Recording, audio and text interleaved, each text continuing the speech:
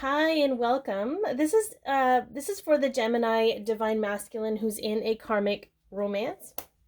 So you could be a sun sign, moon sign, rising sign, or Venus sign, Gemini, or you could be a divine feminine who is watching because their divine masculine is a Gemini.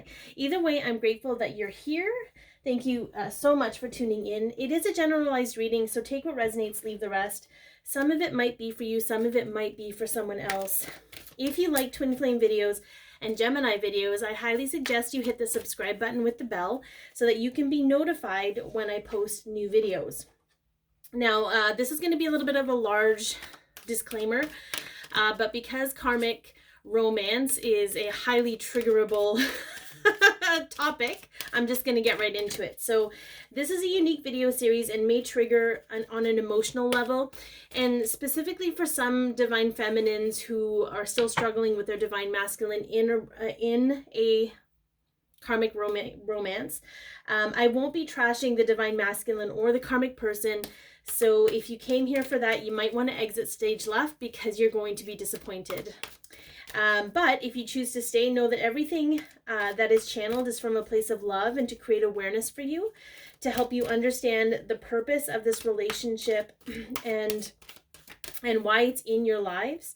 I've been shown that the karmic person is here for both the divine feminine and the divine masculine's growth and ascension.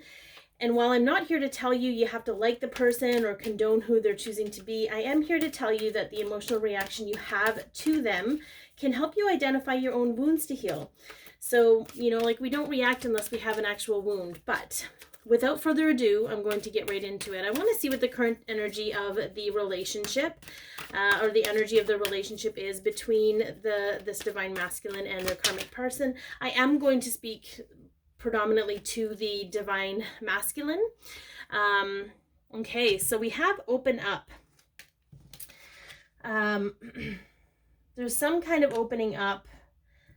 Again, it could be that in this particular karmic relationship, you are being guided and pushed to open up more, to express yourself more in a healthy way. In a really balanced way. I am seeing the line of chakras here in an anchored, light-filled way. Versus, it's almost, I'm getting like almost a defensive energy. That's how you would normally explain yourself, is more of a defensive energy, like you've done something wrong. And that could be what's happening a lot between you and your karmic person. You could be very defensive with one another, but you're being guided to really open up and just be a little bit vulnerable. So that's very interesting. How are you seeing this situation? How are you seeing this relationship? Oh, we'll take the top one. There was like 5. Okay, so we see trust. I think it's very interesting. This is what they're showing. This is gonna make me laugh. I'm already laughing. Do you see how her eyes are closed? It's like, when you're driving with somebody and they're a crazy driver and you're just like closing your eyes and you're just trusting you're gonna get there safely. I really feel, it's not that they're afraid on this journey. It's just, I really think they have their eyes closed to a lot of stuff because they don't want to deal with it. They could have their eyes closed to this particular situation.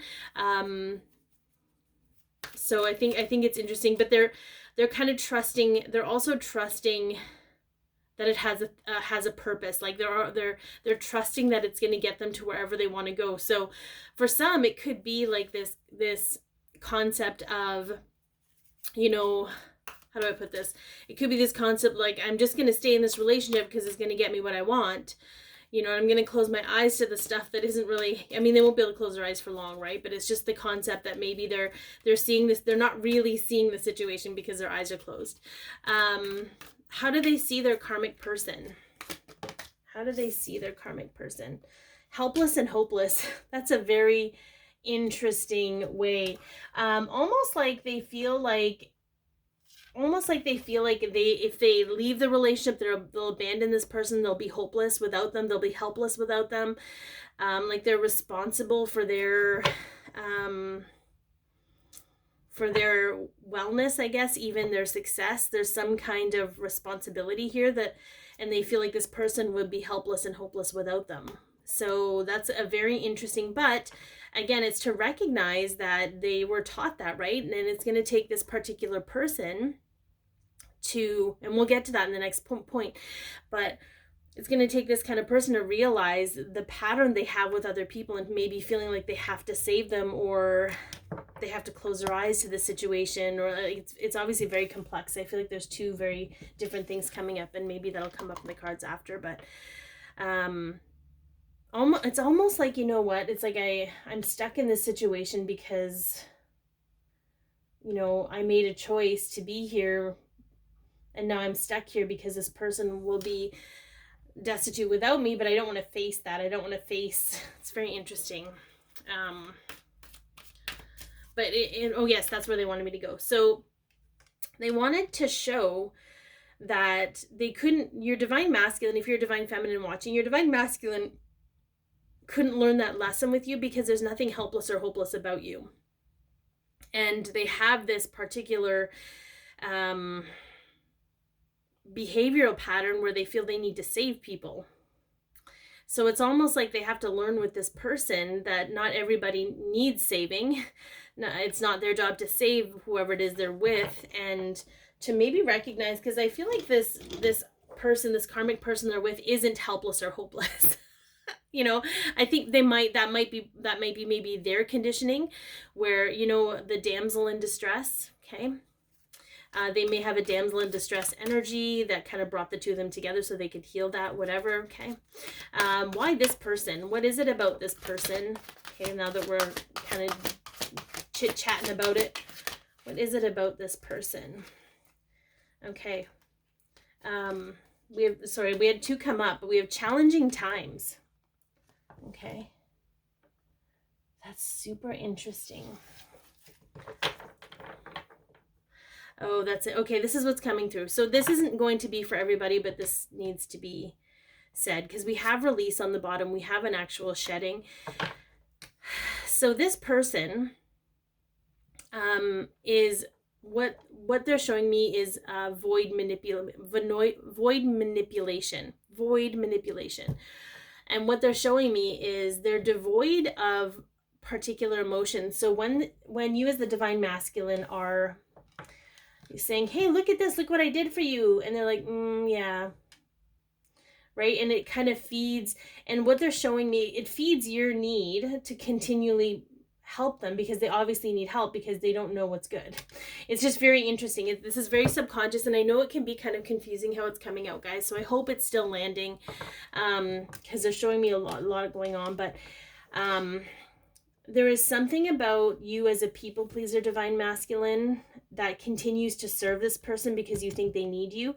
And I'm going to suggest you look back at the relationship perhaps with your mother in this regard, where you really strove to get a reaction out of your mom, and that's how you knew you were doing right or wrong. So I think it's very complicated, but this person doesn't have, it's almost like they learned that if they didn't really respond, if they didn't give you like a big whatever, you tried harder. So it's almost like they're very much aware of the way that they're manipulating you, and you right now have your eyes closed to it because you're not ready to see this aspect. Okay. And it's interesting because if you're not ready to see this aspect, you're probably not watching, and I'm probably talking to the divine feminines, but here we are. But it's like, but it's going to take this person, it's going to take this frustration that it's almost like they're showing me this cat that's constantly bringing a dead mouse to this person and they're not even appreciative of it. It's going to take that to open your eyes and see that you're trying to save someone that doesn't need saving. So, and again, it's all for your own, it's all to bring up the way that you learned that you had to save people. Or that you had to, be a certain way with people to get what you wanted out of them in return, like this. If I just close my eyes and I just keep going. Anyways, it's not funny, but it is. It can be. Okay, so what beliefs or lessons, what beliefs are being healed, what lessons are being learned?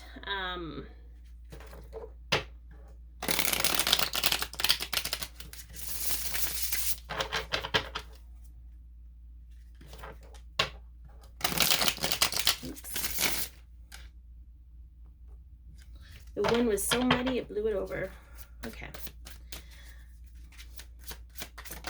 I feel like we can't, yeah, look at this. Walking away from what no longer serves, including behavioral choices, right? Like how many times is it going to take for you to bring this dead mouse to this person's feet? And, you know, why are you looking for a reaction?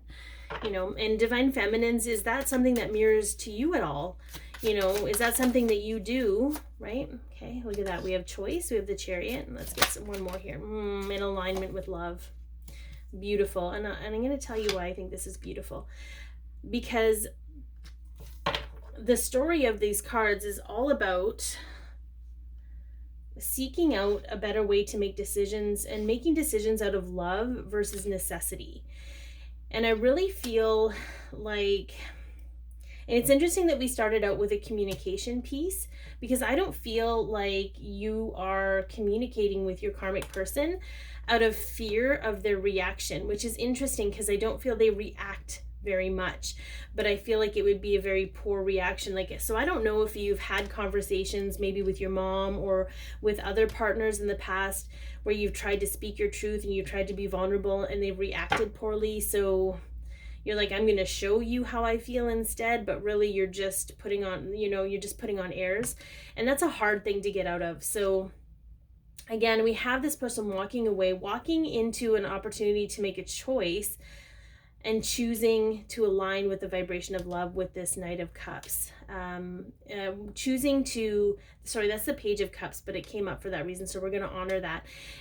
But Knight of Cups is emotional communication. So being able to communicate from a place of love and acceptance versus a need to be accepted. So I think that's it's going to be a huge shift for you. I feel, Gemini, this is very much about you needing to be accepted as you are, but kind of getting yourself in these certain situations where I feel you're kind of stuck, and it's almost like this is the example they're giving me this example of when people get married. It's sort of like, well, you're stuck with me now, like you have to accept me. So putting yourself in this situation with this karmic person where I feel like you're kind of stuck with them and out of necessity, so it makes you feel needed. But that's going to all shift for you, okay? It has to shift for you because it's not actually fulfilling anything for you at this time. Okay, so let's take a look at how, you know, what is showing up for your Divine Feminine in regards to your karmic partner. Okay, what is showing up? All right, so we have fear. All right, so there's something about, and obviously the Divine Feminine, your Divine Feminine is going to pick up on the subconscious stuff for you, like no tomorrow, but she's also going to see your choice in behavior, and it looks like you're not changing, so it's going to bring up fear that things will always be the same between the two of you.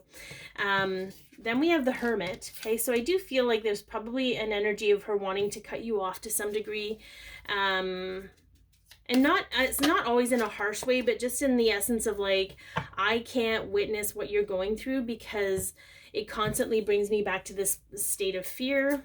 Okay, so for them, okay, yeah, and then we have the Seven of Swords. I feel like for them, it could be an energy of, what's showing up for them is, so if your Divine Feminine is someone who also feels they need to be needed, okay, and they haven't been able to break the chains of that pattern, there could be a fear that you're unable to do that too, but it's showing up for the both of you, and it's showing up as your karmic partner having more control over you than you. So how that's showing up for your Divine Feminine is there's this fear that this karmic partner will always have more power over you because perhaps in their life other people have had more power over them. Okay, and they've never been able to really stand up for themselves and do what they need to do for themselves, okay, because they also have a need to be accepted. So that's the mirroring for the two of you, and this karmic partner could represent the people that have always had their way with their Divine Feminine. I'm hoping this makes sense, guys. I know that it gets tricky and it gets a little bit confusing because we're dealing with a mirror paradigm but it shows up in different ways. Sometimes it's an exact representation, sometimes it's a little bit different. The good thing is, though, is your divine feminine is understanding that she can go within and really face those sneaky thoughts, right? The Seven of Swords is sometimes those sabotaging subconscious thoughts, like the all or nothing, the always or never, like this is never going to change because it never changed for me. It seems like it's going to go on forever. Those are those narratives that we learned or we were conditioned to believe and we absorb from other people, but they don't necessarily belong to us. So I do feel like your divine feminine is digging deep every time the fear comes up, and it is helping her process a lot of the fears that she has about herself and about you. Okay, so I think it is helping. Maybe the divine feminine's watching this are gonna be like, it's not helping, but I do feel like it is. Every time she's triggered by this realization, she gets to go back within and heal and shift her own energy about it. Okay, so what are you both being guided to do in this moment? Oh, I love that. We have the Golden Crown. Okay, we have let go. So we have forgiveness and let go on the bottom, but we're not quite there yet. We have to open up. I feel like this card is very much about, and it's not what's in the book. This is the intuitive hit I'm getting from it, or the energy I'm getting from it, because it is self-effort to create change, but it is lighting up the crown and the third eye, which to me is seeing yourself in a whole new light and seeing that you have your own crown, that you are acceptable as is, and learning to accept yourself and make effort to do so from a place of love so that you can shift and let go, right, in the underlying energy of anywhere or anything you felt you needed to do or be behavioral or externally in order to be accepted, in order, to be able to really just let's bring this down a little bit, to be able to be good as you are. And I know that divine counterparts experience a whole other level of wholeness when they're together, and I will not deny that. I think it's true. I feel it's true. I've been shown it's true. So I'm gonna say that we can be whole as individuals and we can be whole with our partner, but this particular situation is about recognizing that you are good enough as is, and it's truly about stepping into that love and acceptance. So I hope that this helped. I know we took a little bit of a scenic route to some of those points, but be your peace, love yourself, share your light, and have an amazing day.